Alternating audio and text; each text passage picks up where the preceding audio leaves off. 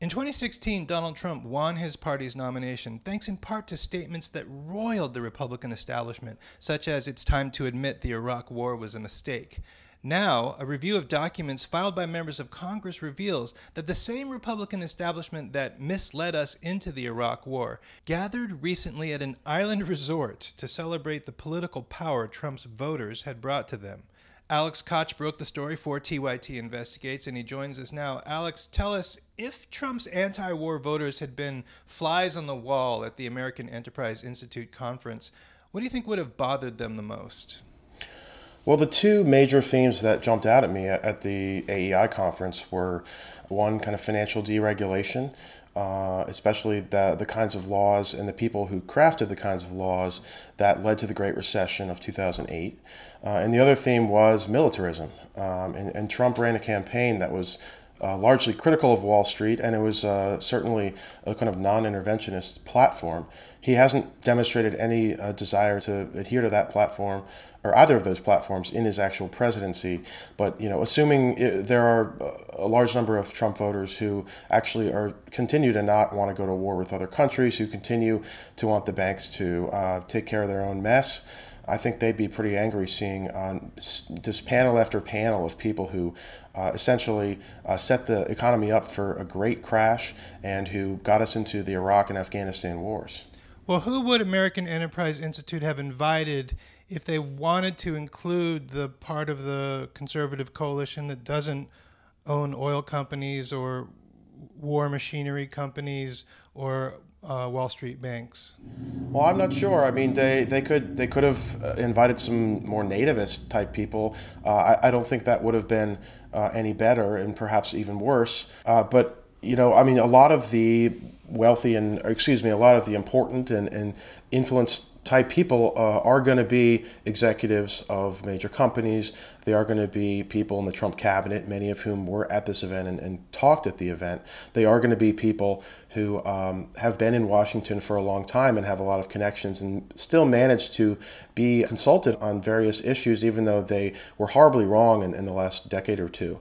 So I think the American Enterprise Institute has long stood for this kind of world police mentality of the United States, as well as, it's called the American Enterprise Institute for a reason. I mean, they're about free enterprise and free markets, and they really abhor any kind of financial regulation, even if it could perhaps stave off another recession. Well, that's the thing. I mean, it was bad for Trump voters. It was bad for all Americans that we invaded the wrong country when we invaded Iraq, that we had the financial markets drag down the entire global economy. But it wasn't necessarily bad for the people who attended this island resort. They saw no real consequences. A lot of them made tremendous amounts of money invading Iraq, or tremendous amounts of money snatching up real estate after the real estate market crashed. Yeah, certainly the military-industrial complex is something that a lot of the attendees here, and in fact that AEI kind of rely on for income. There were several panels that featured a number of war hawks. It was a 6-person panel, 4 of whom were managers at major weapons manufacturers like Raytheon and Lockheed Martin. And then you had a couple AEI moderators who focus on national security and military issues at AEI. And then, in the audience and on different panels, you have, for example, U.S. representatives who are on the Armed Services Committee. They're the ones making many major decisions about the military and about intervention. You have many GOP mega donors who can rub shoulders with these people. You also had panels with members of the George W. Bush administration, many of whom were the key architects of the Iraq War. Dick Cheney was listed as a speaker, but he didn't appear on the program of speakers, so I'm not sure if he actually ended up talking or going, but he was certainly featured. You have one panel called The New Empire Builders, China, Iran, and Russia, in which you have Representative Mike Gallagher, who is on the House Armed Services and Homeland Security Committees. You have Gary Schmidt, who's now at the National Security Center at AEI, but before that, he used to be the executive director of something called the Project for the New American Century. And this was a think tank that, in the years leading up to the Iraq War, was pressing very hard to invade Iraq. During the end of the Clinton presidency, before Bush even came into office, and you had before people... 9/11. Yeah. I mean, they were pushing for this in 1998, 1999. These are people like Dick Cheney, Donald Rumsfeld, and then John Bolton, who's now our national security advisor, who now seems to be focused on invading Iran. He has recently said we must invade Iran. And then you have Mike Pompeo as our new Secretary of State. It's not looking good if we want to stay out of another war. So you mentioned that nativists might have been invited if they wanted to be more inclusive in the, acknowledging the coalition that elected Donald Trump. But I think that we all have assumed, and I actually confirmed while covering the campaign, that there were Trump voters that weren't necessarily racist or bigoted toward any group. They are more comfortable with the political exploitation of those forms of bigotry in order to get other things. And those other things, for instance, might have been to stop with the military adventurism. The war in Iraq, we spent $2 trillion, thousands of lives. We don't even have it. Iran is taking over Iraq with the second largest oil reserves in the world. Obviously, it was a mistake. So George Bush made a mistake. We can make mistakes, but that one was a beauty. We should have never been in Iraq. We have destabilized the Middle East. They lied. Okay. They said there were weapons of mass destruction. There were none, and they knew there were none.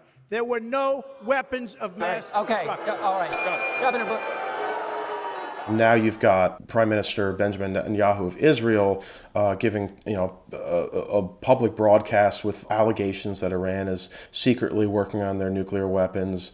And then you have Trump echoing those allegations. It seems awfully similar to what we heard in 2002 and 2003 with the weapons of mass destruction that actually didn't exist in Iraq. So it is troubling for people, I think, who don't want to get involved in another war, especially one in the Middle East, after the last two were disasters. I noticed you did some research into how the expenses were paid for people to travel, especially members of Congress. Tell us about that and what else you know about how these bigwigs got to the island. The American Enterprise Institute paid for all of their guests' travel, lodging, and meals. And essentially the reason I could find this program, which by the way was marked confidential and it was not an open to the press gathering at all, but the reason I could find the program was because members of Congress are required to disclose their gifts and travel sponsored by private entities or private individuals. So while there was no media coverage really of this conference, it was a closed door kind of thing, I was just sifting through the gift reports, and I found several members of Congress who had reported that this happened, and they included a copy of the program.